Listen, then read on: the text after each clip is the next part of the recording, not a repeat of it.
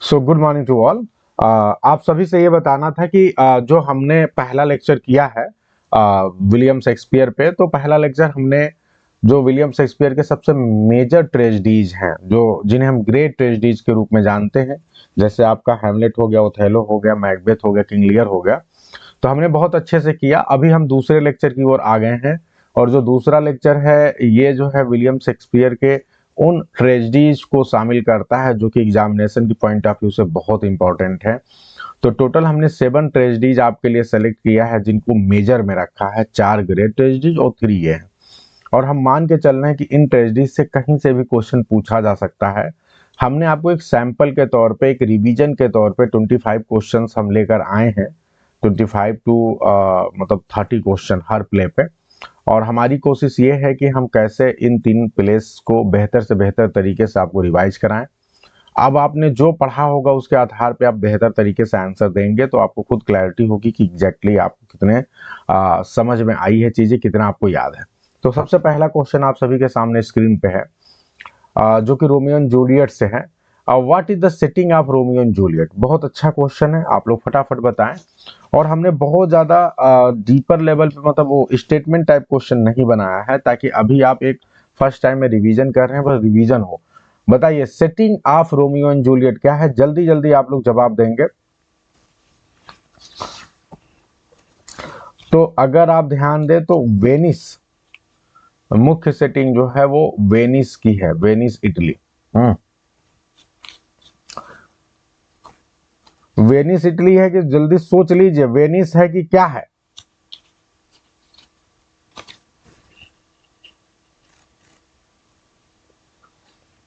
Verona. इसको जो मुख्य सेटिंग है ना, दैट इज वेरोना है, तो इसको आप लोग वेरोना करेंगे, ठीक है। हाँ, वेरोना रहेगा, ध्यान रखिएगा। एक मिनट।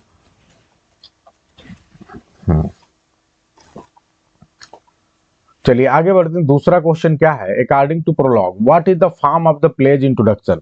जो प्ले का इंट्रोडक्शन है, हाँ ठीक है, वो मंटुआ थोड़ी देर के लिए है, लेकिन चूंकि ऑप्शन में हमारे वो है नहीं, ठीक है, नहीं है ऑप्शन में, लेकिन जो मेजर है वो वेरोना रहेगा। चलिए अब आगे बढ़ते हैं। According to prologue what is the form of the play's introduction? बताइए जो प्ले का इंट्रोडक्शन है उसका क्या फॉर्म है? जल्दी बताइए, आप लोग का टाइम ज्यादा लग रहा है, थोड़ा जल्दी कोशिश करिए। Try to give your answer fast. ये सब लोग गलत बता रहे हैं, इसका आंसर होगा सोनेट।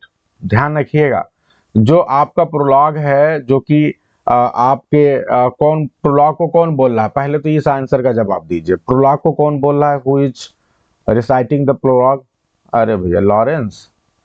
प्रोलॉग को जो बोलने वाले हैं वो है कोरस। ध्यान रखिएगा, बहुत अच्छे से जब डीपर लेवल पे पढ़ाया था तो सिखाया था। कोरस प्रोलॉग को बोलते हैं, और जो प्रोलॉग है वो किसमें है? वो सोनेट फॉर्म में है। जो स्टार क्रॉस्ड लवर की बात होती है वो प्रोलॉग में ही बोला जाता है। स्टार क्रॉस्ड लवर अक्सर एग्जाम में क्वेश्चन आता है कि who are the star crossed lover, तो इस स्टार क्रॉस्ड लवर जो है यही है रोमियो एंड जूलियट। अब आगे बढ़ते हैं। How old is Juliet at the beginning of the play? Beginning of the play Juliet कितने साल की है? बहुत अच्छा जी, 13 ईयर ओल्ड है। आगे बढ़ते हैं। Who is the quick tongued friend of Romeo and kinsman to prince Escalus? बताइए जो रोमियो का एक फ्रेंड है जो क्विक टंग्ड है, बहुत जल्दी जो है तुरंत जवाब देता है, हैं? वो कौन है? और साथ ही साथ वो रिलेशनशिप में आता है प्रिंस एस्किलस के, तो इसका नाम है मर्क्यूटियो। मर्क्यूटियो। आगे बढ़ते हैं। Why does Romeo initially agree to attend the Capulet masquerade? ठीक है, रोमियो जो है क्यों एग्री हो जाता है कपलेट के मास्क्यूरेट? मास्क्यूरेट समझते? मास्क्यूरेट बॉल होता है जहां पे ढेर सारे जो है लेडीज एंड जेंटलमैन आते हैं, बड़े बड़े लोग, और आंखों पे जो है वो लगा लेते हैं, अलग अलग प्रकार के जो है चेहरे पे मास्क लगा लेते हैं और डांस करते हैं, ठीक है। तो बताइए ये क्यों जो है तैयार हो जाता है मस्क्यूरेट में शामिल होने के लिए?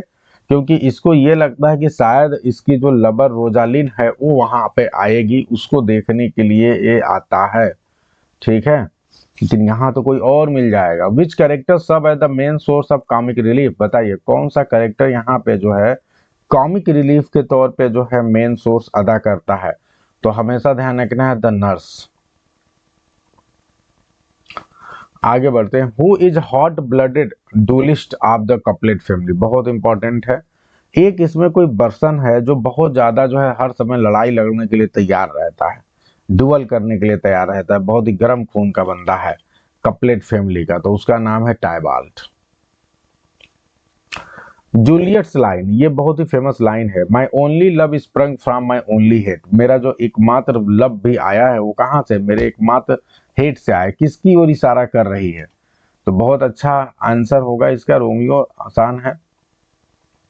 What is fryer Lawrence primary motivation for marrying the couple, जो कपल मतलब ये Romeo and Juliet fryer Lawrence के पास जाते हैं तो इनका मेन मोटो क्या है, आखिर ये क्यों चाहते हैं कि इनकी शादी करवा दे जबकि इनकी जान को खतरा है? चाहिए तो उनको ये लगता है कि he hopes it will end the families ancient feud, उनको ये लगता है कि फैमिली का जो वर्षों पुराना झगड़ा है, फ्यूड है, शायद इन दोनों की शादी हो जाए तो क्या हो जाएगा, वो खत्म हो जाएगा। अभी मेरी आवाज क्लियर है सभी को? मैं ऑडिबल? हु किल्स मर्क्यूटियो, मर्क्यूटियो को कौन मार देता है? अच्छा क्वेश्चन। तो टाइबाल्ट से जब लड़ाई होती है तो मर्क्यूटियो उसमें मर जाता है बेचारा।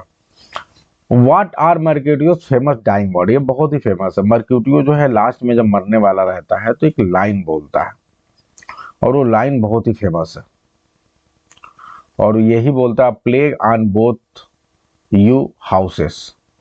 वो जानता है कि आज मेरी मृत्यु हुई है तो सिर्फ इन्हीं दोनों हाउसेस के बीच में झगड़े की वजह से हुई है, हैं? तो इसलिए जो है इस चीज को बोलता है वो। What punishment does prince Escalus decree for Romeo after Tybalt death, अब टाइबाल्ट की डेथ के बारे में जब पता चलता है सबको और प्रिंस एस्केलस को, तो रोमियो को कोई आदेश देते हैं। आदेश क्या देते हैं? बैनिशमेंट टू मंटुआ, वो कहते हैं कि तुमको कहाँ जाना होगा, मंटुआ जाना पड़ेगा। आगे बढ़िए। Who is boring pompous suitor Capulet chooses for Juliet, बताइए कौन ऐसा बोरिंग दिखावा करने वाला जो है कोई शूटर है जिसको कपलेट जो है जूलियट के लिए चुनते हैं? तो उसका नाम क्या है? Count Paris.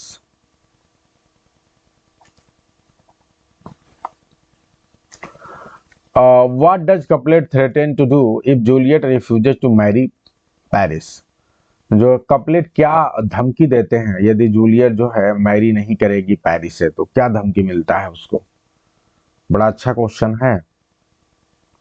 वो कहते हैं कि तुम्हें डिसओन कर देंगे, तुम्हें तुम्हारी प्रॉपर्टी से या हम तुम्हें अपने आप से डिसओन कर देंगे।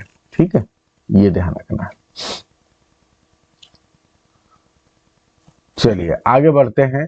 How long is the portion from Friar Laurence suppose to last, बताइए कितने घंटे के लिए वो जो पोर्शन है वो इंपैक्ट करेगा? बड़ा अच्छा क्वेश्चन है। Who will give the answer? तो बहुत अच्छे से आप लोग को बताया गया है कितने घंटे के लिए वो करेगा। यस, तो 40 आवर्स।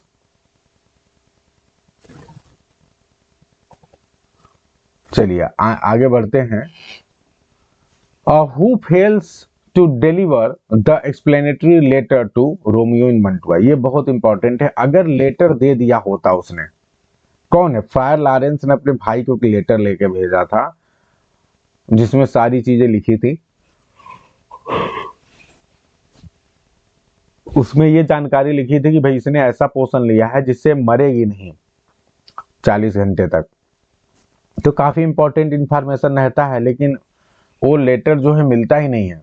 फ्रायर जान लेटर दे नहीं पाते, इनके भाई हैं तो दे नहीं पाते हैं, और उससे पहले उसके पास खबर पहुंच जाती है कि जूलियट की डेथ हो चुकी है, तो वहीं पे गड़बड़ हो जाती है। Where does Romeo obtain the poison ही, और यहीं पे रोमियो डिसाइड कर लेता है कि अब मुझे भी मरना होगा तो पॉइजन खरीद लेता है। तो बताइए पॉइजन कहाँ खरीदता है ये? तो अपेथोकैरी इन मंटुआ। ठीक है, तो मंटुआ में एक शॉप है अपेथोकैरी की, ठीक है, मेडिकल शॉप, वहां से खरीदता है। ठीक है। Whom does Romeo kill at Juliet tomb. बताइए, रोमियो जब आता है जूलियट के टॉम पे तो वहां कोई एक और पर्सन आता है और फिर उसके बाद रोमियो की लड़ाई होती है, फिर रोमियो उसको मार देता है। तो कौन है? कोई और नहीं है, पेरिस। आगे बढ़ते हैं। What does Romeo notice about Juliet right before he drinks the poison. Romeo Juliet के बारे में क्या नोटिस करता है, ठीक है, before he drinks the poison, इससे पहले कि वो पॉइजन ले ले। बताइए क्या नोटिस करता है? तो ये नोटिस करता है कि her cheeks and lips still seem flushed with blood. ठीक है। How does Juliet die. Juliet की डेथ कैसे होती है? तो वास्तव में जूलियट ने जो पोषण पिया था उसकी वजह से उसकी डेथ होती नहीं है। उसकी डेथ होने का रीजन क्या है? जब वो देखती है कि रोमियो मर गया है, ठीक है, तो फिर वो क्या करती है, सी क्या करेगी, जो पॉइजन पिएगी उससे तो मरेगी नहीं, रिमेनिंग पॉइजन जो है उसमें तो रहता ही नहीं है, तो उसके ओठों से पॉइजन को लेने की कोशिश करती है, लेकिन उतने से कुछ होता है नहीं। तो उसने फिर फाइनली क्या किया, she stabs herself with the Romeo's dagger, उसके डैगर से अपने आप को मार लेती है। Who dies of grief after learning of Romeo's exile. Romeo के एग्जाइल के बारे में जब पता चलता है तो कोई एक व्यक्ति जो है डेथ हो जाती है उसकी। ये काफी इंपॉर्टेंट क्वेश्चन है, बहुत कम लोग जवाब दे पाएंगे। तो इसका आंसर होगा लेडी मोंटेग, यानी इसकी जो माँ है, माँ बहुत मतलब वो होती है भाई, माँ को पता चलता है कि मेरे बेटे को जो है एग्जाइल कर दिया गया, तो दुख को सह नहीं पाती। Which 1592 poem by Arthur Brooke was a source for this Shakespeare play. ये जो शेक्सपियर का प्ले है इसके लिए सोर्स जो है एक पोएम था, ठीक है, हेनरी ब्रूक का। उसका नाम क्या है? तो उसका नाम है the tragical history of Romeus and Juliet. तो आर्थर ब्रूक का भी नाम याद रखिएगा सोर्स राइटर के रूप में। Which character describe at the play's moral compass. इसमें कौन सा करेक्टर जो है प्लेज का मॉरल कंपास? मॉरल कंपास समझते हैं, जो मोरालिटी को मेंटेन करने की कोशिश करेगा, वो कौन होगा? तो फ्रायर लॉरेंस होंगे, Friar Laurence. In the end what do the two families agree to do.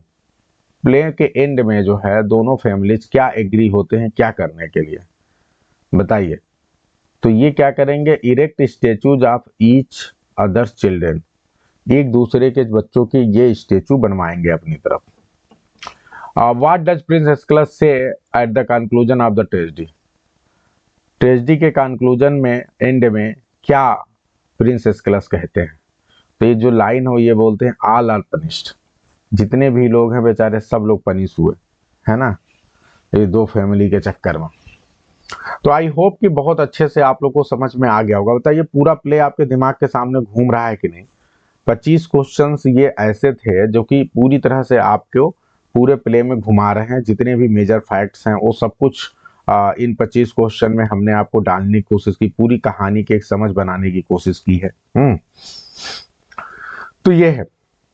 तो अब आप लोग को ये पता है ना कि जब एग्जाइल होता है तो कहाँ जाता है, मंटुआ जाता है। वैसे तो कहानी वेरोना की है, ठीक है, और जितने भी इंपॉर्टेंट क्वेश्चन हो सकते थे वो सब कवर हो गए। चलिए अब एक क्वेश्चन में पूछ रहा हूं, बहुत आसान है, हालांकि हम इसको कोर्स में लेंगे, कि बालकनी सीन जो है किस प्ले में है। ये 3 प्ले आप पढ़ रहे हैं, बताइए तो बालकनी सीन इन तीनों में से किस प्ले में है? रोमियो एंड जूलियट, ठीक है। एक बहुत ही फेमस स्पीच है, पॉलिटिकल स्पीच है, जिसमें आर्ट ऑफ परसुएशन को बहुत अच्छे से दिखाया गया है, वो कौन सा प्ले है? एक पॉलिटिकल स्पीच है जिसके लिए वो प्ले जाना ही जाता है, जूलियस सीजर, ठीक है, बहुत अच्छा। चलिए अब आते हैं जूलियस सीजर की ओर चलते हैं। In what year did the historical Julius Caesar die. बहुत इंपॉर्टेंट है, जूलियस सीजर वास्तव में किस साल में उनकी डेथ हो गई थी? तो 44 BC। और एग्जैक्ट डेट क्या है? Ides of the March. Ides of the March का मतलब क्या हुआ? 15 मार्च, 15 मार्च को डेथ हुई थी। Shakespeare likely wrote Julius Caesar at the warning as a warning regarding. Shakespeare ने लिखा था जूलियस सीजर को एक वार्निंग के रूप में, किससे related? Can anyone tell? The succession of Queen Elizabeth first.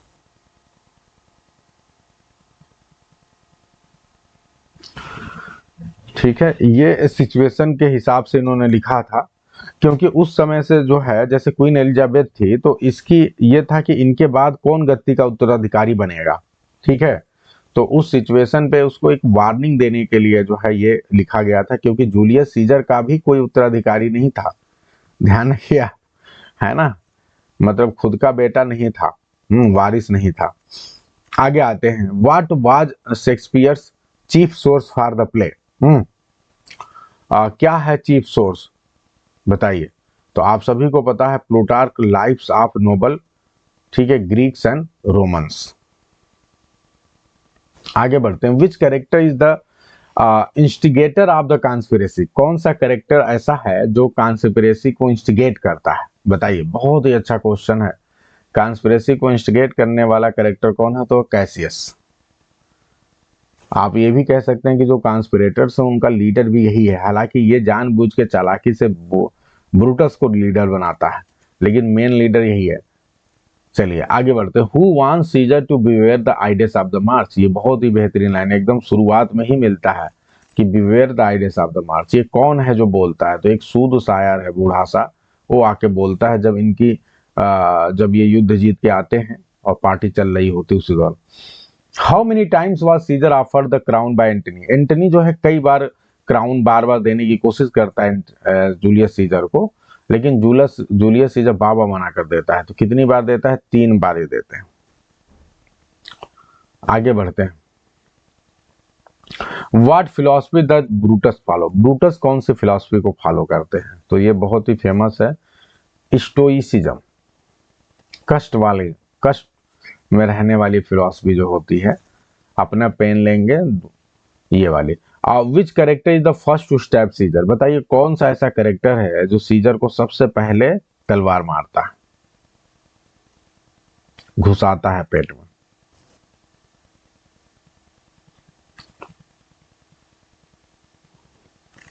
बहुत अच्छा, बहुत अच्छा आप लोग जवाब दे रहे हैं। कैस्का द पोएट, कैस्का नहीं, सिन्ना द पोएट है, लेकिन फिलहाल कैस्का ने मारा है।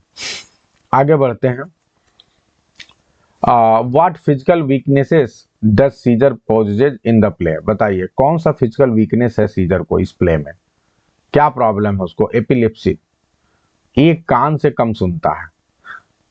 एंटनी से हमेशा बोलता है कि मेरे इस तरफ खड़े हो जिधर मुझे ज्यादा सुनाई पड़ता है ना, और एपिलेप्सी की बीमारी से पीड़ित है। जब भीड़ बहुत जोर से चिल्लाने लगती है तो सीजर बेहोश हो जाता है वहीं पे। ऐसा राजा है, कैसे इतना टायरेंट है, कितना खतरनाक है। हाँ, जो ज्यादा शरीर से बीमार रहते हैं जब उनको गुस्सा बहुत ज्यादा आता है। ब्रूटस वाइफ पोर्सिया प्रूव्स हर ट्रस्टवर्दीनेस? जो ब्रूटस की वाइफ है पोर्सिया, वो अपने ट्रस्टवर्दीनेस को कैसे प्रूव करती है? तो ये बहुत ही खतरनाक है। जैसे ब्रूटस बहुत खतरनाक है, मतलब स्टोइक हैं, वैसे इनकी पत्नी भी सोचिए, इसने जो है मुंह में सीधे सीधे खा लिया था। क्या खा लिया था? कोल खा लिया था, है? तो ये स्वेरिंग अ ब्लड ओथ, बताइए इसका आंसर क्या होगा?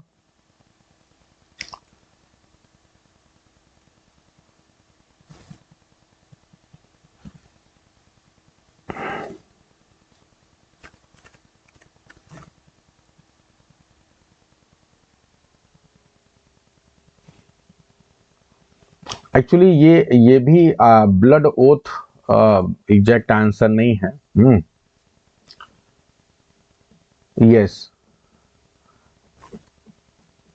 तो यहाँ पे यस, ध्यान रखें, यहाँ पे वो अपने थाई पे जो है उसको मार लेती है, ठीक है, स्टैबिंग हर सेल्फ हर थाई, ठीक है। लेकिन इससे पहले एक चीज और अपने दिमाग में आप लोग को रखना है कि वो कोल जो रहता है ना, जलता हुआ कोल, उसको निगल लेती है, ठीक है। तो वो ज्यादा बेस्ट आंसर होगा जब दिया रहेगा तो, ठीक है। हाँ, सोइलिंग कोल, ठीक है, बर्निंग कोल, ठीक है। चलिए आगे बढ़ते हैं, who reinterprets Calpurnia's bloody dream to persuade Caesar to go to Capitol? बताइए तो कौन जो है कलपूर्निया, आप सभी को पता है कि सपने में एक सपना देखती है और सपने में देख रही कि जूलियस सीजर की पूरी जो स्टेचू बना हुआ है और उसमें जगह जगह छेद है और उससे ब्लड निकल रहा है और लोग जो है आके अपने हाथों को उससे धुल रहे हैं। ठीक है, तो ये जो सिचुएशन है, ये बताइए, इसको जो है इससे डर जाती हो, लेकिन इस ब्लडी ड्रीम को जो है एक्सप्लेन करता है कोई अलग तरीके से, और जिसकी वजह से वो फिर से क्या हो जाती है, फिर से इंप्रेस हो जाती है, जूलियस सीजर को जाने देते। उसका नाम क्या है? Decius Brutus. चलिए आगे बढ़ते हैं। What are Caesar's final words? Caesar को जब मार दिया जाता है तो सीजर के फाइनल वर्ड्स क्या हैं? तो ये बड़ी फेमस लाइन है, you too Brutus are et tu Brute. ये वाली लाइन बोला जाता है क्योंकि सबसे लास्ट में जो है ब्रूटस मारते हैं और उनको बिल्कुल भी अंदाजा नहीं होता है, सोचते भी नहीं कि ब्रूटस भी ऐसा कर सकता है। Why does Brutus allow Antony to speak at the funeral? अब ब्रूटस जो है एंटनी को फ्यूनरल पे अलाउ कर देते हैं, जबकि कैसियस मना करता है, लेकिन उसके बावजूद भी अलाउ कर देते हैं। ये क्यों कर देते हैं ऐसा? तो इसका जवाब दीजिए। ये एक्चुअली अच्छे आदमी रहते हैं, तो इनको लगता है कि नहीं, सामने वाले को भी मौका दिया जाना चाहिए, और जब हम अच्छे हैं तो हमें डरना क्या है। तो he believes it is honourable things to do, ऐसा सोचते हैं और उनको मौका दे देते हैं। बताइए, what word does Antony ironically repeat to describe Brutus during his speech? ये ध्यान दीजिए, बहुत इंपॉर्टेंट। ब्रूटस को डिस्क्राइब करने के लिए बार बार एक वर्ड का यूज करते हैं, वो क्या है? और आप सभी को पता है वो लाइन क्या है? Honourable.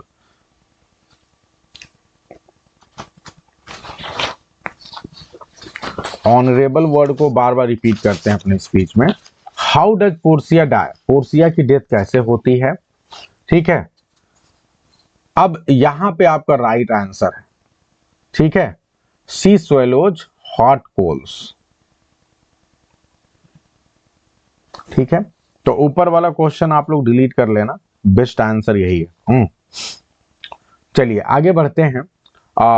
Who makes up the second triumvirate in the play? ठीक है, सेकेंड ट्रायम्विरेट जो है, बताइए कौन है? बहुत पहला वाला तो इसमें है ही नहीं, जो सेकेंड ट्रायम्विरेट है, नहीं सेकेंड ट्रायम्विरेट तो बाद में बनेगा, पहला वाला तो आप सभी को मालूम है। दूसरा वाला जो है आप लोग को बताना है, जल्दी बताइए। तो Antony Octavius and Lepidus. Antony Octavius and Lepidus. अगर मैं आपसे पूछूं कि पहला वाला कौन है, तो पहला वाला भी आप ध्यान दें, पहला वाला है सीजर पॉम्पी एंड क्रैसस। पहला वाला कौन होगा? सीजस पॉम्पी एंड क्रैसस। तो ये दोनों याद रखिएगा अपने एग्जाम के पॉइंट ऑफ व्यू से। चलिए, विच character is mistakenly killed by the mob because of his name? ये बहुत इंपॉर्टेंट है।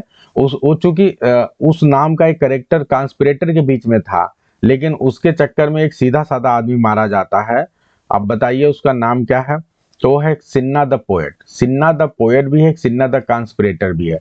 तो लोग सिन्ना बस नाम सुन के ही इसको कॉन्स्पिरेटर समझ के मार देते हैं। Where does Caesar ghost tell Brutus they will meet again? ये बहुत इंपॉर्टेंट है। सीजर का जो घोस्ट है वो ब्रूटस को कहता है कि विल मीट देयर, दोबारा हम मिल देंगे। कहाँ मिलेंगे? तो ये ध्यान रखिएगा, फिलिप्पी। फिलिप्पी घोस्ट चैलेंज करता है कि आओ हम फिलिप्पी में मिलेंगे, बैटलफील्ड ऑफ फिलिप्पी। अब why does Cassius commit suicide? Cassius जो है सुसाइड क्यों कर लेता है? तो जान जाता है कि अब जो है ब्रूटस उधर लड़ने गया है, उसकी आर्मी डिफीट होने वाली है, फिर मेरा भी कहानी खत्म हो जाएगा। तो he assumes his and Brutus army, उसकी और ब्रूटस आर्मी फाइनली डिफीट हो जाएगी, तो फिर इनकी बहुत बेइज्जती होगी। तो ये उससे पहले ही अपने बेइज्जती को बर्दाश्त नहीं कर पाते हैं, उससे पहले ही मरने की कोशिश करते हैं, ये ब्रूटस दोनों। Who assist Brutus in his suicide? Brutus भी मरना चाहते हैं, तो ब्रूटस को उनकी सुसाइड करने में कौन उनको मदद करता है? ये अपने ही किसी मतलब ऑफिशियल से रिक्वेस्ट करते हैं कि तुम तलवार आके मुझे मार दो। ठीक है, तो ध्यान रखिएगा, यहाँ पे नाम है स्टैटो, जो तलवार को होल्ड किए रहता है, और ब्रूटस उस पर जाके दौड़ के तलवार को अपने पेट में घुसा लेते हैं। अलग अलग तरीके से मरने की कोशिश किया जा रही है कि तलवार को आप पकड़े रहो, मैं आऊंगा बहुत तेजी से और ये what does Antony call Brutus after finding his body. ठीक है, एंटनी क्या कहते हैं ब्रूटस को जब उसकी बॉडी को ये पाते हैं। ब्रूटस की जब डेथ हो जाती है तो बहुत फेमस लाइन है, ध्यान रखिएगा, the noblest Roman of them all. जितने भी कॉन्स्पिरेटर थे उसमें कोई नोबलेस्ट था तो कौन था, वो ये था। ये व्यक्ति एक तरह से उनके शिकार में फंस गया था। Which character is described as following the cynic school of philosophy. किस कैरेक्टर को डिस्क्राइब किया गया है सिनिक स्कूल ऑफ फिलॉसफी के रूप में, बताइए। तो है कैस्का। कैस्का, ठीक है, ध्यान रखिएगा। यहां पे 3 कैरेक्टर हैं। ब्रूटस को स्टोइक बोला गया है, समझ लें आप लोग, चाहे तो नोट कर लें। ब्रूटस को क्या बोला गया है, स्टोइक। कैसियस को एपिक्यूरियन, ठीक है, और कैस्का को सिनिक। ये 3 चीजें याद रखिएगा। चलिए, how does Shakespeare manipulate time in the play. Shakespeare जो है टाइम को कैसे मैनिपुलेट करते हैं इस प्ले में, अच्छा क्वेश्चन है, बताइए। तो ये जो है वास्तव में जो रियल इंसिडेंट है ये 2 सालों की है, लेकिन ये 2 सालों के घटना को क्या कर देते हैं, 2 महीने में बदल देते हैं। तो इसका राइट आंसर होगा he compresses 2 years into 2 months। अच्छा क्वेश्चन है। Who are the tribunes executed for defacing statues of Caesar. ये बहुत इंपॉर्टेंट क्वेश्चन इसलिए है क्योंकि अगर आपसे एक क्वेश्चन पूछे कि who are the tribunes those are scolding the public of कौन सा प्लेस है ये, रोम। तो वहां के लोगों को कौन डांट रहा है, बताइए। जूलियस सीजर जब आने वाले रहते हैं तो लोग वहां पे एंजॉय कर रहे होते हैं उसकी याद में, ठीक है, फूल माले लेकर खड़े रहते हैं, तैयार रहते हैं कि जूलियस सीजर आ रहा है, जूलियस सीजर आ रहा है। तो 2 ऐसे ऑफिसर्स हैं जो कि पब्लिक को रिप्रेजेंट करते हैं, तो ये लोग बहुत ज्यादा नाराज होते हैं, लोग को बहुत हड़काते हैं, उनसे प्रोफेशन पूछते हैं, तुम किस प्रोफेशन से बिलोंग करते हो, तुम यहाँ क्यों खड़े हो, और बहुत डांटते हैं उन सबको। और फिर सबसे ज्यादा अति ये कर देते हैं कि यस, बोलते हैं क्या कोई आज हॉलीडे है क्या, क्यों तुम खड़े हो यहाँ पे। और उसके बाद से जो है सबसे बड़ी चीज कि जो जूलियस सीजर है उसके स्टेच्यूज को भी ये तोड़ देते हैं, नुकसान पहुंचा देते हैं। तो ये दोनों का नाम याद रखिएगा, इनका नाम है फ्लेवियस एंड मैरलेस। और प्ले की शुरुआत में अगर आपसे पूछा जाए कि कौन 2 कैरेक्टर आते हैं तो यही 2 कैरेक्टर्स हैं, इनको ध्यान रखिएगा in the beginning of the play. ठीक है, तो ये याद रखना है आप लोग को। अब आगे बढ़ते हैं, और इसीलिए इनको लास्ट में मार भी दिया जाता है, एग्जीक्यूट कर दिया जाता है। The climax of the play, अगर आप ध्यान दें तो क्या है क्लाइमेक्स ऑफ द प्ले, आप क्या बता सकते हैं। तो जो ब्रूटस की सुसाइड है वही क्लाइमेक्स है, ठीक है। अगर आप कहें तो देखो अलग अलग सिचुएशन है। एंटनी की स्पीच को आप क्लाइमेक्स बोल सकते हैं जहां से पूरी तरह से चीजें चेंज हो जाती है, ठीक है। लेकिन हमने जो आपको की फैक्ट्स दिया है उसके हिसाब से आपसे पूछ रहा हूं, ताकि आप की फैक्ट्स भी पढ़ रहे हैं कि नहीं ये पता चले। तो की फैक्ट्स के हिसाब से जो है आपका ब्रूटस की सुसाइड है, क्योंकि वो ऐसा लास्ट मोमेंट है जिसके बाद प्ले में कुछ बचा नहीं। मान लीजिए थोड़ी देर के लिए आप कह सकते हैं कि सर एंटनी के स्पीच को आप क्लाइमेक्स बोल सकते हैं, लेकिन मान लीजिए हम किसी को बहुत जोश दिला दिए, लेकिन आप गए और आप जाके हार गए, तो फिर क्लाइमेक्स कैसे रहा। क्लाइमेक्स तब होगा जब ब्रूटस जो मेन उनका पर्सन था वहां पे, और जब ब्रूटस की डेथ हो जाती है तो ये तय हो जाता है कि अब ये इनकी कहानी खत्म होने वाली है, क्योंकि ये लोग ब्रूटस को अपनी तरफ मिलाते हैं, और जब तक ब्रूटस इनकी तरफ था तब तक इनके चांसेस थे कि ये जीत सकते हैं, क्योंकि ब्रूटस को बहुत ज्यादा सम्मान था, रिस्पेक्ट था। लेकिन जैसे ही ब्रूटस की डेथ हो जाती है उसके बाद कैसियस समझ जाता है कि अब उनके बस की बात नहीं है, फिर फाइनली वो भी जो है आत्महत्या कर लेता है। तो I hope it is very clear to everyone. अब आगे बढ़ने से पहले 2-3 क्वेश्चन और पूछ रहा हूं, देखता हूं कौन बता पा रहा है। कि एक कोई फीस्ट थी, आप बता सकते हैं कौन ऐसा फीस्ट है जिसमें जो है एंटनी दौड़ता है। अगर प्ले के शुरुआती दौर में देखें तो एक कोई फीस्ट होता है, ठीक है, जहां पे जो है एंटनी उस फीस्ट में पार्टिसिपेट करता है। तो यह फीस्ट ऑफ लुपर्कल। ये फीस्ट ऑफ लुपर्कल जो है किसी एक पर्टिकुलर सुपरस्टिशन के लिए बहुत ही फेमस है, कोई बता सकता है।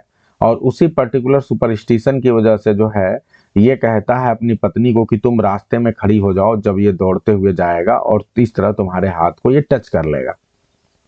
यस, तो ऐसा माना जाता है कि इसमें जो दो लोग दौड़ते हैं, जो पार्टिसिपेट करते हैं, बहुत पायस हो जाते हैं और वो जिसको टच कर लेंगे उससे क्या होगा कि कोई इनफर्टाइल महिला होगी तो क्या हो जाएगी, फर्टाइल हो जाएगी, यानी बांझ लेडी जिसके बच्चे नहीं पैदा हो रहे हैं उनके बच्चे पैदा होने लगेंगे। ये इसमें था, तो ये ध्यान रखना है। एक दो क्वेश्चन और पूछ रहा हूं, आप बताइए जूलियस सीजर जो है किस प्रकार के लोगों से डरता है, किस प्रकार के लोगों को अपने पास नहीं रखना चाहता है? पतले लोगों से डरता है, ठीक है, बहुत सही। जो लीन एंड हंग्री आइज वाले लोग हैं जैसे कि आपका कैसियस है, तो ऐसे लोगों से डरता है। वो ये चाहता है कि इसके पास मोटे तगड़े लोग, ठीक है, डैंडी टाइप के लोग रहें, जो अपने चेहरे बाल इन सब चीजों पे फैशनेबल लोग हों, वो ध्यान रहें, ताकि उनका ध्यान उधर ज्यादा रहता है। और वो लोग जो है सोते बहुत ज्यादा हैं तो उनको ज्यादा फालतू चीजों से मतलब नहीं रहता है। तो ये है, ठीक है, बहुत इंपॉर्टेंट है। ठीक है, आगे बढ़ते हैं और चलिए एंटनी एंड क्लियोपाट्रा की ओर चलते हैं और जल्दी जल्दी आप लोग बताएंगे। द सेकेंड ट्रायमविरेट कंसिस्ट, ये आप सभी को पता है क्योंकि एंटनी एंड क्लियोपाट्रा में सेकेंड ट्रायमविरेट पूरी तरह से आ जाते हैं। तो ये कौन कौन है? तो एक तो मार्क एंटनी, एक ऑक्टेवियस से, तीसरा है लेपिडस। इसमें सबसे कमजोर जो है वो लेपिडस ही है, ठीक है। Where is Antony's power primarily centered, जो एंटनी का पावर है उसको प्राइमरली कहाँ सेंटर रखा गया है?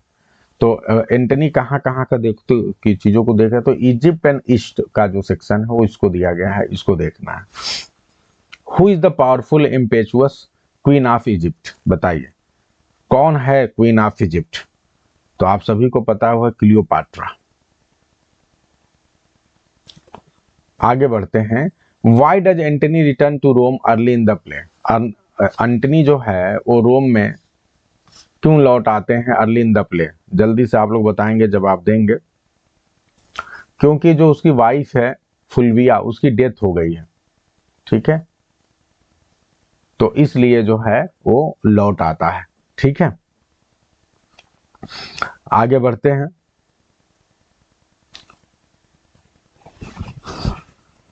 Octavius complain that Antony has become, Octavius complain करता है कि एंटनी क्या बन चुका है? तो एंटनी बन चुका है वुमेनली, ठीक है, महिला वाला तत्व तो उसके अंदर आ गया है क्योंकि उसके अंदर क्लियोपाट्रा के साथ वो रिलेशनशिप रख रहा है। आगे बढ़ते हैं। Who is the son of Pompey the great and enemy of triumvirate, Pompey the great का बेटा कौन है और ये जो ट्रायमविरेट है इनका दुश्मन भी है वो? तो उसका नाम बताइए बेटे का। तो उसका नाम है सेक्सटस पाम्पी, सेक्सटस पाम्पी। आगे बढ़ते हैं।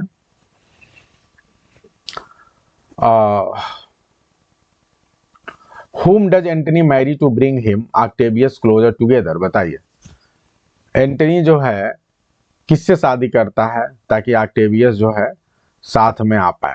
ठीक है, तो ऑक्टेविया, वो तैयार हो जाता है, सोचता है कि इससे दुश्मनी खत्म हो जाएगी और ये प्लान किया जाता है कि इसकी शादी करा दी जाए। चलिए आगे बढ़ते हैं। Cleopatra's reaction to the news of Antony's marriage, Cleopatra का क्या रिएक्शन रहता है जब वो एंटनी के मैरिज के बारे में सुनती है? तो क्या वो खुशी से भर जाएगी? नहीं भाई, अगर आपकी सौतन आ रही तो आप खुशी में कैसे रहेंगे? तो आप बहुत ज्यादा नाराज हो जाएंगे, बहुत ही ज्यादा फ्यूरियस रेज। एक गाना है, बंगला गाड़ी सोने क्या करके है, सब दे देना उसको सजना, हाँ, दिल न देना मेरे सौतन को, ऐसे करके बहुत ही फेमस एक गाना है एक मूवी में, ठीक है। तो भैया सौतन की जब बात आती है तो बहुत ज्यादा नाराज हो जाती है और इसको बार बार लगता है कि क्या वो मुझसे ज्यादा खूबसूरत है? हाँ, छुपा रुस्तम, ठीक है। विच कैरेक्टर, राजकुमार जी को कोई मूवी का नाम न पता हो ऐसा हो नहीं सकता है। Which character describe as the weak member of the triumvirate who gets drunk on Pompey's boat, बताइए। ये आप लोग को पहले बताया जा चुका है कि ये बहुत वीक कैरेक्टर है और पाम्पी के बोट पे जो है वो शराब पी लेता है, बहुत ज्यादा, बहुत बुरा हाल हो जाता है, उसको घसीट के ले जाया जाता है, लेपिडस। आगे बढ़ते हैं। Where does the climatic climactic battle Antony and Octavius take place in 31 BC। बताइए जो मेन बैटल होता है एंटनी एंड ऑक्टेवियस के बीच में वो कहाँ पे होता है? इंपॉर्टेंट क्वेश्चन है, जल्दी से आप लोग जवाब देंगे। तो एक्टियम, बहुत अच्छा जी, एक्टियम में होता है। Why does Antony lose the battle at Actium? बताइए एंटनी जो है बैटल को क्यों लूज कर देता है, कैसे हार जाता है वो? क्योंकि क्लियोपाट्रा वहां से भाग जाती है। ठीक है, क्लियोपाट्रा जब भागती है तो ये भी उसके उसके पीछे चला जाता है, जबकि ये जीत रहे होते हैं। Which adviser desert Antony for Octavius but later repents and die? कोई एक ऐसा पर्सन है जो एंटनी का बहुत अच्छा दोस्त, उसका साथी रहता है, लेकिन वो एंटनी से नाराज होकर ऑक्टेवियस की आर्मी में चला जाता है, लेकिन फिर उसके बाद उसे बहुत दुख होता है और फिर उसके बाद फाइनली जो है बहुत पछताता है कि मैंने अपने दोस्त को धोखा दिया और फिर मर जाता है। ये बहुत इंपॉर्टेंट है, याद रखिएगा। इनोबार्बस। आगे बढ़ते हैं। What omen does the soldier Scarus see in Cleopatra cell? Cleopatra के सेल में जो है, जो सोल्जर स्कैरस है, वो कौन सा ओमेन देखता है? ठीक है, तो ये जल्दी से आप लोग बताएंगे। तो ये देखता है स्वेलोज बिल्डिंग नेस्ट। ठीक है, जो स्वेलोज हैं वो नेस्ट को ही खा रही हैं। एंटनीज पैटर्न डेटी, एंटनी के जो पैटर्न डेटी हैं, हु सपोज डिजर्ट हिम, माना जाता है कि उन्होंने भी इसको छोड़ दिया है। कौन है? हर कोई किसी न किसी गॉड को मानता है ना, तो ये भी किसी को मानता है। तो ये जिसको मानता है वो हरकुलस। हरकुलस। चलिए आगे बढ़ते हैं। Next question, how does Cleopatra take Antony into suicide? Cleopatra जो है किस तरह ट्रिक करती है, ठीक है, बताइए, जिसकी वजह से एंटनी फाइनली जो है सुसाइड ही कर लेता है। तो अब जल्दी से देखिए और बताइए आप लोग क्या जवाब होगा। Question number 65। तो she sends word that she has killed herself. अगर इसने ऐसा ना किया होता, ये एक्चुअली एंटनी बहुत गुस्से में है, वो जानती है कि एंटनी बहुत गुस्से में है, तो कई बार आदमी गुस्से से बचाने के लिए दूसरे को कुछ ऐसा बोल देता है। कई बार नहीं होता है कि आपके ऊपर कोई गुस्सा आ रहा है तो आप कहते हैं हम मर जाएंगे। अरे ये कौन सा तरीका हुआ है? तो इसने जो है मजाक मजाक में गड़बड़ कर दिया है। इसने ये खबर भिजवा दी एंटनी के पास कि उसने अपने आप को मार लिया, क्लियोपाट्रा ने। और जब ये खबर सुनता है तो फिर ये बहुत दुखी हो जाता है। और एक गाना है, जाने जिगर जाने मन तुझको है मेरी कसम, तू जो मुझे ना मिली मर जाऊंगा मैं सनम। तो अब इसको ये लगता है कि भाई इसके लिए तो मैंने पूरी दुनिया छोड़ दी, और यही मर गई तो मेरे जीने का क्या मतलब है? तो ये खुद को मार लेता है। तो ये खुद को जो है मार लेता है और ये बहुत दुख। How does Antony die? Antony कैसे मरता है बताइए? तो इसका जवाब दीजिए। खुद को ही स्टैब कर लेता है, ही स्टैब्स हिमसेल्फ। आगे बढ़ते हैं। Which loyal servant kills himself rather than stabbing Antony? बहुत इंपॉर्टेंट है। ये अपने सर्वेंट से पहले कहता है कि तुम मुझे मारो, लेकिन वो इसको मारने के लिए मना कर देता है, खुद को मार देता है पहले। बहुत अच्छा क्वेश्चन है ये। इतनी बड़ी भी स्वामी भक्ति होती है क्या? जब ये कहता है मुझे मार दो तो कहता है नहीं मैं आपको नहीं मार सकता, खुद ही मार लेता है, खुद ही मर जाता है। Eros. Cleopatra resolve to die rather than be paraded as a prisoner in. वो जानती, क्लियोपाट्रा जानती कि अगर जो है, अब वो एंटनी जो, जब ये एंटनी की डेथ हो जाती है उसके बाद से क्लियोपाट्रा की सेना हार ही चुकी है, तो ये क्या करता है, ऑक्टेवियस ये जो है अपने सैनिकों को भेजता है, कुछ एक दो लोगों को, और कहता है कि देखो अगर जो है क्लियोपाट्रा चाहे तो उसकी जान को बख्शा जा सकता है, वो बस अपने आप को सरेंडर कर दे। लेकिन ये जानती कि अगर मैं सरेंडर करूंगी तो मुझे जंजीरों में बांध के रोम की सड़कों पे परेड कराया जाएगा और ये इसके लिए बहुत बेइज्जती की बात होगी। तो इसने ये डिसाइड किया कि नहीं, इसकी बजाय मैं मरना पसंद करूंगी। और इसलिए जो है इसने जो है कहाँ पे इसको प्रिजनर, कहाँ पे इसको जो है परेड कराया जाएगा? तो जवाब एकदम क्लियर है, रोम में परेड कराया जाएगा। ठीक है, आगे बढ़ते हैं। How does Cleopatra commit suicide? Cleopatra suicide कैसे करती है? ये बहुत इंपॉर्टेंट है। तो ये क्या करती है, लेट आस्प बाइट हर, ये सुसाइड करने का नया तरीका हमें दिखाई पड़ता है। तो जो सांप है, स्नेक है, स्नेक ये रखती है, स्नेक्स आते हैं और इसको बाइट करते हैं, ठीक है। तो इस तरह स्नेक से बाइट करवा के मरती है। चलिए, who bring the basket of figs containing the asp to Cleopatra, कौन बताइए बॉस लेकर आता है, ठीक है, जिसमें फिक्स हैं और साथ ही साथ क्या है, आस्प हैं यानी स्नेक्स हैं, कौन लेके आता है। तो ये अच्छा क्वेश्चन है, सिंपल क्वेश्चन है लेकिन इजी है। कौन लेके आता है, कॉमन मैन लेकर आता है।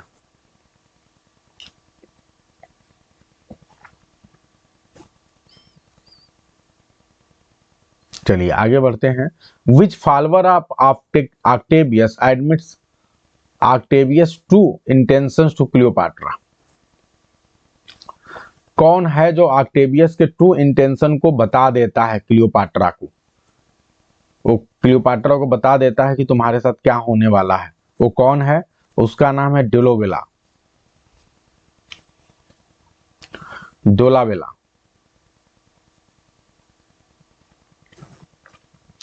What does Octavius call Cleopatra after her death, बताइए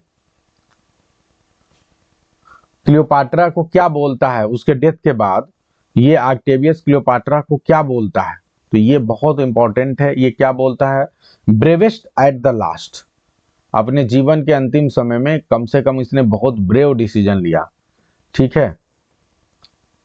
दुखी रहता है कि उसने इसकी बात नहीं मानी, लेकिन उसके बावजूद भी जो करती है उसके लिए उसका सम्मान करता है। आगे बढ़ते हैं। Where does Octavius order entering Cleopatra to buried, फिर उसके बाद ऑक्टेवियस ऑर्डर देता है कि एंटरिन क्लियोपाट्रा को बरी किया जाएगा, एक साथ दफनाया जाएगा, क्योंकि इन्होंने प्यार की नई परिभाषा लिखी है। तो एक साथ, टुगेदर, एक साथ दफनाया जाएगा। जबकि इसे गुस्सा भी आ रहा होगा, क्योंकि इसकी खुद का इसका बहनोई है, इसने अपनी बहन की शादी की है, लेकिन उसकी बहन के अलावा ये किसी और के चक्कर में है, ठीक है। लेकिन उसके बावजूद भी चूंकि प्यार सच्चा है, तो इसलिए जो है वो उनको सम्मान देने की कोशिश करता है। What is the Cleopatra actual ancestral background, Cleopatra का जो है एक्चुअल एंसेस्ट्रल बैकग्राउंड क्या है। तो मैसेडोनियन ग्रीक है वो, उनके पेरेंट्स, उनके जो फैमिली बिलोंग करती है एंसेस्टर, मैसेडोनिया के रहने वाले लोग हैं। What is the name of Octavius Caesar's adviser who tries to mediate, Octavius Caesar की तरफ से कौन है जो मेडिएट करने की कोशिश करता है, मतलब क्लियोपाट्रा से जाके बात करेगा, ठीक है। तो ये कौन है, ये है मैसेडनस, क्या है, मैसेनस इसे पढ़िए आप, ठीक है। ये ऑक्टेवियस का एडवाइजर है, और वास्तव में क्लियोपाट्रा के नहीं बल्कि जो लीडर्स हैं उनको, उनके डिस्प्यूट को एंड करने के लिए, रिजॉल्व करने के लिए जो है ये इनकरेज करता है, ठीक है। तो इसके एडवाइजर के रूप में ये यूज किया गया है इसको। I hope it is very clear to everyone, सभी को बहुत अच्छे समझ में आ रहा है। कुछ क्वेश्चन थोड़े से आपको टफ लग रहे होंगे, लेकिन ये क्वेश्चंस अच्छे हैं, क्योंकि आप ऐसे इनको पढ़ते नहीं। अब ये क्वेश्चंस आपको मिल गए हैं, कम से कम इनको आप नोट कर लोगे। ईमानदारी से आप लोग बताइए कि अभी तक जो 75 क्वेश्चंस हुए, इसमें आप लोगों ने कितना सही किया है। Out of 75 how many questions you have done correctly, जल्दी बताएं, फास्ट, जल्दी जल्दी। अरे बाप रे, 64, 65, 65, 66, क्या बात है भाई। अब ये एग्जाम में भी सही होगा। एकदम इजी वाले काउंट क्यों नहीं करती हैं प्रीति सिंह जी, आपको पहले दिन से मैं बोल रहा हूं कि आप लोग को नंबरिंग करके रखना है, क्यों नहीं करके आप लोग रखते हैं, ये बताओ। आप लोग को बोला गया है ना कि हर पेज पे आप हेडिंग डालो, क्यों नहीं कर रहे हैं आप लोग, सही से ईमानदारी से बताइए। आप लोग करिए भाई इस चीज को, आप लोग हमारे इंस्ट्रक्शन को फॉलो नहीं कर रहे हैं। अब जैसे आज की जो क्लास हुई है, तो आपके पेज पे इसका रिकॉर्ड कैसे रहेगा, ऊपर लिखे होते आज 3 प्ले का नाम, 3 प्ले का नाम लिखे होते, टेस्ट लिखे होते, फिर उसके बाद आप जो सही करते टिक होता, गलत करते क्रॉस होता। आप लोग बिल्कुल बात समझ नहीं रहे हैं भाई। आप सिर्फ प्रीति सिंह आप नहीं हैं, ऐसे इसमें से लगभग आधे से ज्यादा लोग हैं जो लापरवाही कर रहे हैं। एक पेज पे पता नहीं क्या दिक्कत है। चलिए अंतिम में जाते जाते कुछ क्वेश्चन और आप लोग को बोनस दे रहे हैं। कुछ फेमस कोटेशन से क्वेश्चंस हैं, इनको जल्दी जल्दी करते हैं, और ये बड़े अच्छे कोटेशन से जो आपके एग्जाम के लिए जरूरी हैं। देखते हैं कौन जवाब दे पा रहा, जल्दी जल्दी करेंगे। ठीक है कोई बात नहीं, जो किचन में है लेकिन जो लोग कर सकते हैं, चलो कोई नहीं, मैं कुछ नहीं कहूंगा, इट्स ऑन यू। बस आप लोग को आना चाहिए, सब सीखना चाहिए, और क्या मतलब है। चलिए, where is the famous line found, ये जो लाइन है, pair of stars star cross lovers take their life, ये बहुत ही फेमस लाइन है और आप सभी को बताना है। तो इसका आंसर क्या होगा, कहाँ पे आपको स्टार क्रॉस लवर की बात होती है, तो ये प्रोलॉग में होती है, बहुत इंपॉर्टेंट है। और ये कौन बोलता है, तो ये कोरस बोलता है, ये जो लाइन है। आगे बढ़ते हैं। Who says O Romeo Romeo wherefore art thou Romeo, ये लाइन का मतलब समझ में आ रहा है। अरे रोमियो तुम रोमियो क्यों हो, मतलब मैं तुमसे प्यार करती हूँ दिलो जान से, तुमसे शादी करना चाहती हूँ, लेकिन ये जो तुम्हारा रोमियो नाम है यही खतरा है, क्योंकि इस नाम की वजह से जो है ये पता चलता है कि तुम मेरे दुश्मन की फैमिली से बिलोंग करते हो, इस वजह से तुम्हारी मेरी शादी नहीं हो सकती, नहीं हो पा रही है, दुनिया हमें मिलने नहीं देगी। ठीक है, जूलियट। आगे बढ़ते हैं। ये भी बहुत फेमस लाइन है, that which we call a rose by any other name would smell as sweet. हाँ, तो यहाँ पे जो है ये वाली बहुत ही फेमस लाइन है, हाँ, कि रोज को चाहे जिस भी नाम से पुकारो वो हमेशा स्वीटनेस ही देगा। हाँ, तो आप बताइए जल्दी से, फास्ट। तो इसमें यही आर्ग्यू करना है कि भैया जो नेम है ना वो मैटर नहीं करता, जो फैमिली का फ्यूड है, जैसे तुम्हारा नाम रोमियो है तो इससे मैटर नहीं होता, जूलियट है तो इससे मैटर नहीं करता है। लेकिन ये थोड़ा सा इम्पोर्टेंट इसलिए है, थोड़ा सा इसलिए भी इम्पोर्टेंट है कि ध्यान रखिएगा। हाँ, नाम ज्यादा मैटर नहीं करता है, लेकिन अभी तो मुझे लग रहा है कि नाम ही मैटर कर रहा है। ठीक है, मतलब एक दो दो मुद्दे पे डिस्कशन है। एक कि क्या तुम रोमियो हो तो मैं तुमसे प्यार करूंगी, तो जब रोमियो हो तो चाहे तुम दुश्मन के बेटे हो फिर भी मैं तुमसे प्यार करूंगी, नाम का कोई मतलब नहीं है, क्योंकि प्यार अपनी जगह है। लेकिन फिर एक दूसरा मैटर आता है कि तुम्हारा नाम ही गड़बड़ है, जो दूसरी वाली लाइन है कि तुम रोमियो हो और इस वजह से बहुत दिक्कतें आएंगी। तो दोनों चीज है। आगे बढ़ते हैं, दोनों चीज याद रख लेंगे आप लोग ना, ये दोनों लाइन बड़ी इंपॉर्टेंट है। आगे बढ़ते हैं। विच कैरेक्टर वांस these violent delights have violent ends, बहुत ही बेहतरीन। ये जो वायलेंट डिलाइट है, वायलेंट डिलाइट तो है ही, हाँ, तो इसका एंड भी क्या होगा, वायलेंट होगा। बहुत ही बेहतरीन लाइन, ये कौन बोलता है, फ्रायर लॉरेंस बोलता है, फ्रायर लॉरेंस। आगे बढ़ते हैं। O plague both of you houses, ये तो बहुत अच्छे से आप लोग को पता है, मर्क्यूटियो, अभी थोड़ी देर पहले डिस्कशन हुआ था। आगे बढ़ते हैं। Parting is such a sweet sorrow said during which iconic moment, बताइए parting is sweet such sweet sorrow, बहुत ही बेहतरीन लाइन है। और आइकॉनिक मोमेंट क्या, बालकनिंग सीन। हाँ, कभी ऐसा होता है क्या, जब आप किसी के साथ प्यार में होते हैं ना और बहुत ज्यादा हाईली, तो फिर जब उससे जुदा होते हैं ना, तो जुदा होने में जो है बड़ा अजीब है।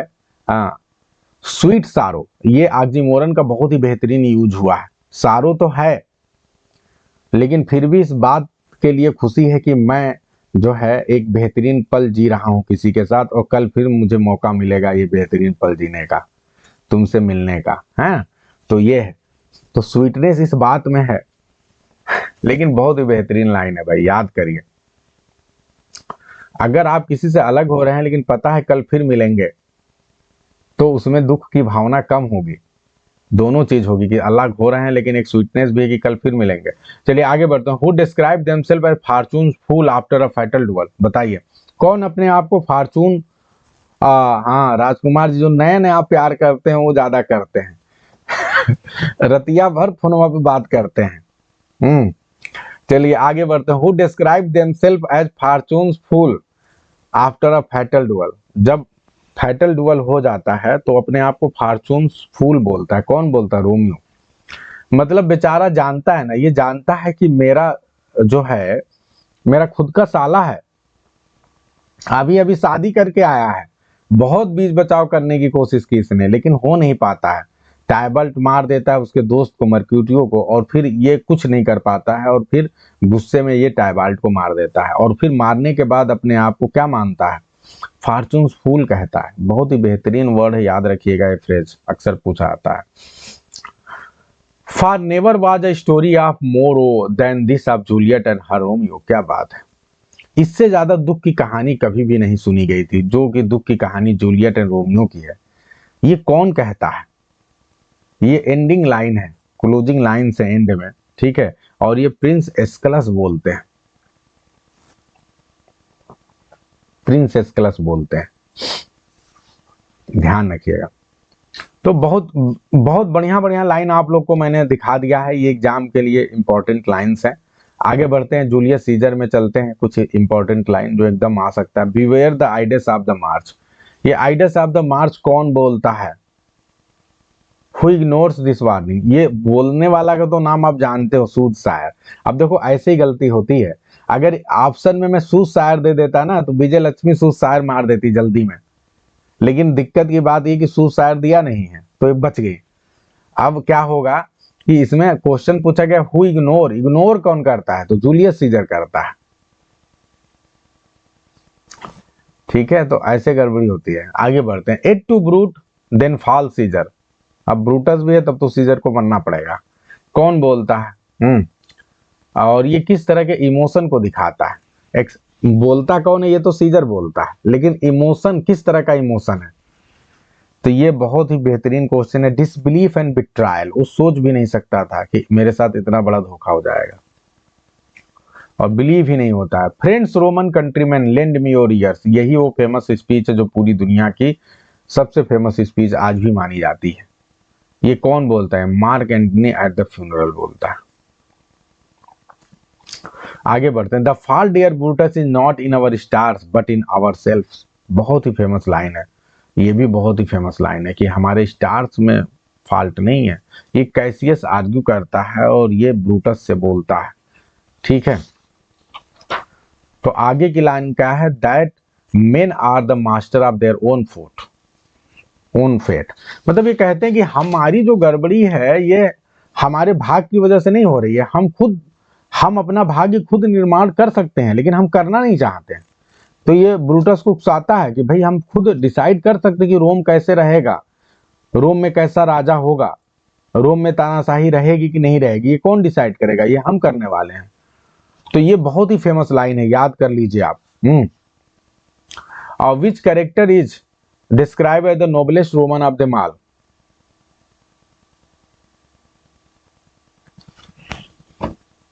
अच्छा ट्रिक बना दिए हैं, तो ये आप सभी को पता है कौन सा करेक्टर है, तो है तो मार्कस ब्रूटस, लेकिन कहता कौन है, मार्क एंटनी कहता है, तो दोनों बात ध्यान रखना है। थोड़ा अलग टाइप सा क्वेश्चन बनाया गया है आपके लिए।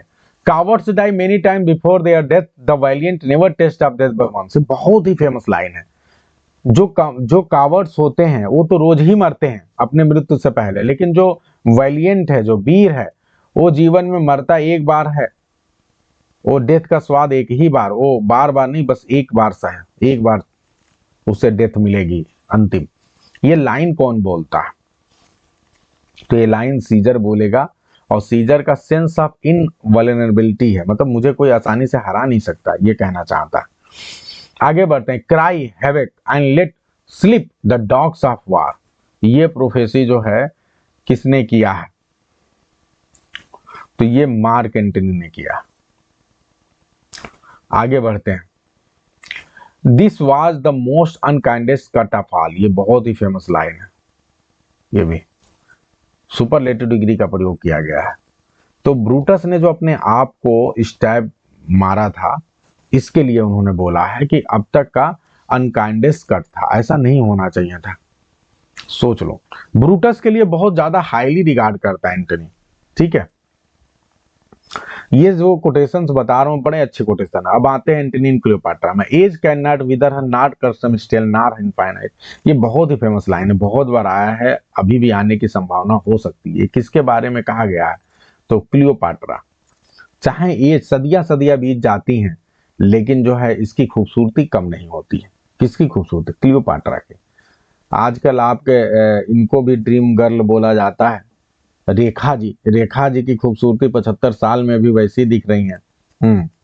इनो बारबस ने ये बात बोली है, और यही आपकी जो है हेमा मालिनी हैं। तो ये लोग भैया सदाबहार हीरोइन है। आई हैव इमॉर्टल लॉन्गिंग्स इन मी। बताइए, Cleopatra, what is Cleopatra preparing for? Cleopatra किस चीज के लिए प्रिपेयर कर रही है? तो क्लियोपाट्रा अपनी सुसाइड के लिए प्रिपेयर कर रही है। ठीक है, और तब ये लाइन बोलती है, give me my rope, put on my crown, I have immortal longings में। अब ये पूरी लाइन है। वो कहती कि मेरे रोप दो, मुझे कपड़े दो, मुझे क्राउन दो, मतलब खूब अपने आप को तैयार करती है, और फिर उसके बाद जो है वो अपने आप को मृत्यु की ओर लेके जाती है। ठीक है, Cleopatra wants to die looking like. Cleopatra मरना चाहती है, लेकिन उस समय दिखना कैसी चाहती है? तो एक नोबल क्वीन दिखना चाहती है, एक क्वीन के रूप में मरना चाहती है।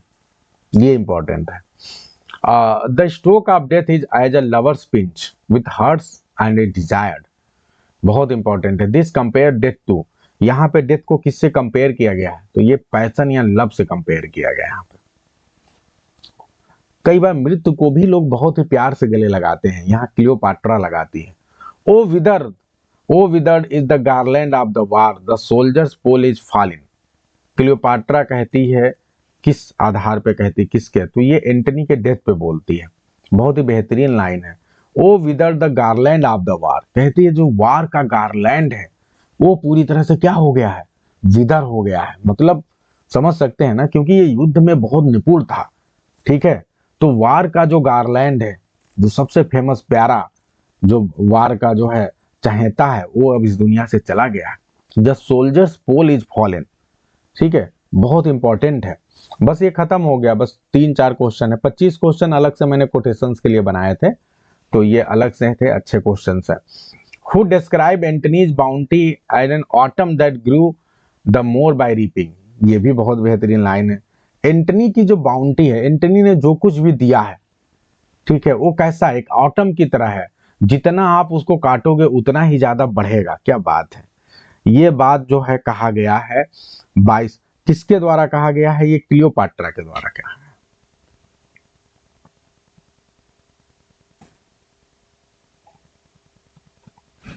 बहुत ही फेमस लाइन है ये। जब एंटनी की डेथ हो जाती है तो फिर उसके बाद से जो है ये बात कही जाती है। आगे बढ़ते हैं। हस्बैंड आई कम, ये भी तो बहुत, husband I come now do that name my courage prove my title. अब ये जो है, ये अपने आप, ये जो है कौन कहता है? आप सभी बता सकते हैं। तो ये कहेगा कौन? कहेगी तो क्लियोपाट्रा, लेकिन ये किससे बोल रही? क्योंकि एंटनी की तो डेथ हो चुकी है, तो ये उसके घोष से बोल रही है, और पहली बार उसको हस्बैंड कहती है। तो ये लाइन बड़ी इंपॉर्टेंट है भाई। अब आते हैं अंतिम 2 question. He has given his empire up to a whore. ये बड़ी है उसने अपने एम्पायर को एक होर को दे दिया है। होर समझते हैं आप? प्रोस्टिट्यूट। एक्चुअली क्लियोपाट्रा के बारे में ये बात तो कहा ही जाता है कि उसके बहुत ढेर सारे पुरुषों से संबंध थे। उसने सत्ता के लिए जूलियस सीजर से भी संबंध बनाया था। जूलियस सीजर के बारे में कहा जाता है कि जूलियस सीजर और क्लियोपाट्रा के साथ 2-3 बच्चे भी थे। तो इस वजह से जो है इसको होर, इंटरनेशनल होर की जो है उपाधि दी गई है। ठीक है, क्वीन की।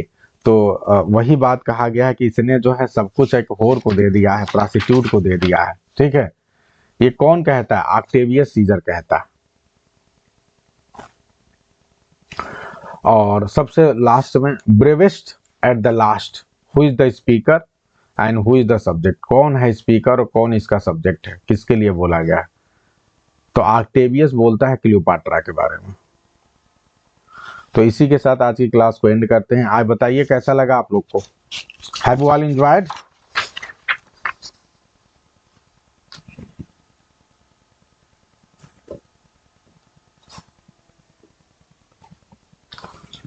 नहीं, सीजर का इलीगल नहीं हो। ब्रूटस और सीजर लगभग सेम एज के हैं, बहुत ज्यादा डिफरेंस नहीं है। अब कहानियों में तो कुछ भी हो सकता है ना? ठीक है, तो हमने आपको बहुत ढेर सारे कोटेशंस करवाए, ठीक है, और बहुत अच्छे अच्छे कोटेशंस करवाएं आपको, और साथ ही साथ आपको जो है पूरे फैक्ट्स को बताने की कोशिश की है। अब आप लोग को एक दो काम और दे रहा हूं जो आप लोग कर लेना, और आपको ये पता करना है, पढ़ना है अपने नोट्स में कि वो कौन सा कैरेक्टर है जिसको लेके लड़ाई होती है, जो जूलियस सीजर में जिसको माफ करने की कोशिश कहते हैं सब कि इसको माफ कर दो, उसको बैनिशमेंट दे दिया गया रहता है।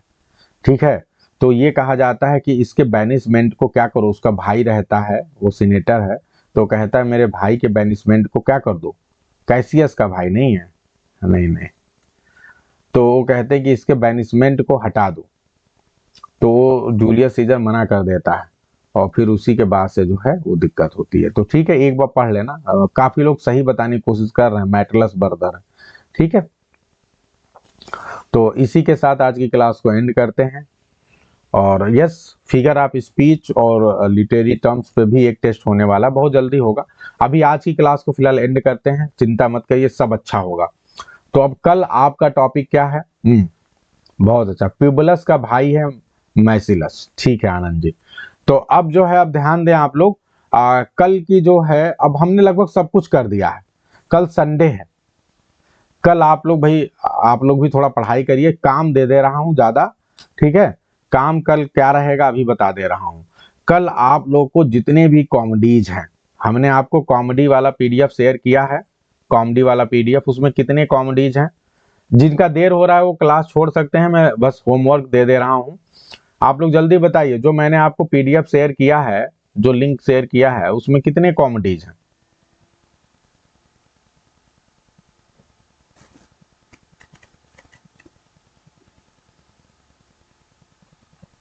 मैं देख ले रहा हूं, तो आप लोग जो है,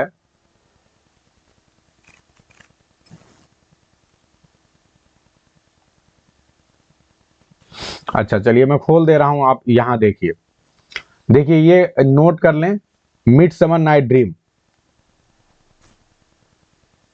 मिड समर नाइट ड्रीम जो है, ग्रुप में तो भेजा हूं राकेश जी, आज ही तो भेजा हूं, आप देखे नहीं क्या?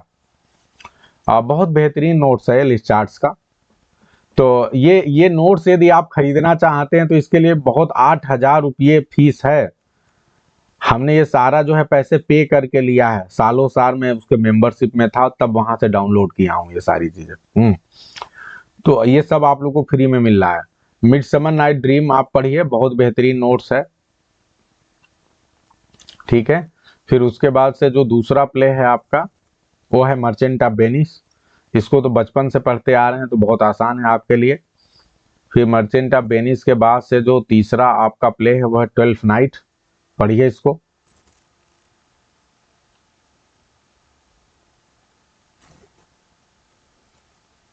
ट्रेजेडी हो गया, एक क्लास खत्म हो गई है राकेश जी, जो पिछली क्लास थी 2 क्लास हुई है बस।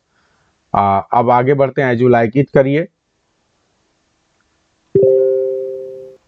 अब कल हम कॉमेडी करने जा रहे हैं नेक्स्ट क्लास में, टेम्पेस्ट करिए, खूब बढ़िया से पढ़ के आइए आप लोग। 1 मिनट रुक जाइए, मैं देख रहा हूं कितने प्लेज हैं, कितने प्ले हो गए, कोई नोट कर रहा है? बताओ कितने प्ले हुए? 5 प्ले हुए ना, कितने प्ले हुए जल्दी से बताएं।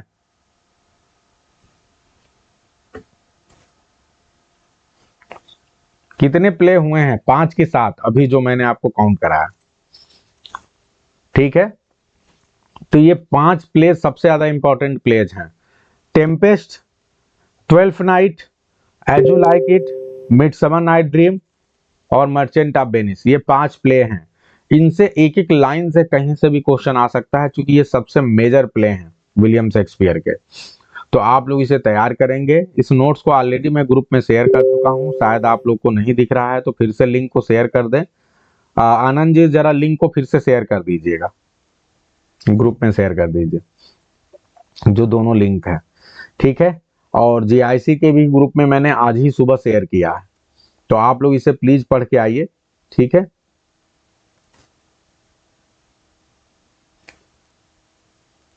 अच्छा कंप्लीट 7 हुए हैं? नहीं, अरे भाई,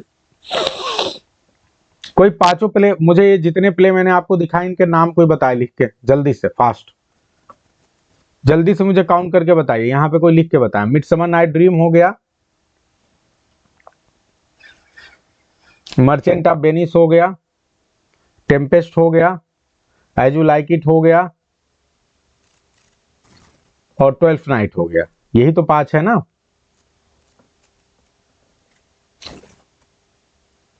ठीक है, तो इन पांचों प्ले को तैयार करके आप लोग आएंगे, कल भर का समय है, बहुत अच्छे से करके आइए। ठीक है, विजय लक्ष्मी ने लिख दिया 12th night, midsummer, merchant of Venice, Tempest, as you like it. ठीक है, बिल्कुल ये पांचों प्ले को ऐसे विजय लक्ष्मी कॉपी करके टीजीटी ग्रुप में भेज दीजिए और ये लिखिए कि ये सबको तैयार करके आना है, कल भर का समय है सबके पास, बहुत अच्छे से तैयार करके आइए। इनके कोटेशन भी मैं भेज रहा हूं आपको, मैंने जो लिंक भेजा है वहां से कोटेशन को रेडी करना है, मैं वह फिर से भेज दूंगा। ठीक है, तो चलिए आपके पास कल का समय है, खूब अच्छे से तैयार कर लीजिए और परसों हम लोग मिलेंगे और ये सारे कॉमेडीज कंप्लीट हो जाएंगे। आगे का भी टास्क समझ लें आप, आगे का जो टास्क है, जैसे कल हम कॉमेडीज कंप्लीट कर लेंगे, हमारा मेन काम हो गया, हमने ट्रेजेडी कंप्लीट कर ली, कॉमेडीज कंप्लीट कर ली। फिर उसके बाद से जो है, जो अगला टास्क है वो ये है कि जितने भी शेक्सपियर के माइनर प्लेज हैं, चाहे वो ड्रामा हो चाहे वो कॉमेडी हो, उसको हम करेंगे, माइनर प्लेज को। ठीक है, और सोनेट्स को करेंगे। ठीक है, सोनेट्स और पोएम्स के लिए हमने जो है मतलब एक दिन अलग रखा है। तो इस तरह से आपका ओवरऑल होगा, आप एकदम तैयार रहें। और ठीक है, इसी के साथ आज की क्लास को एंड करते हैं। सभी को good day, best of luck.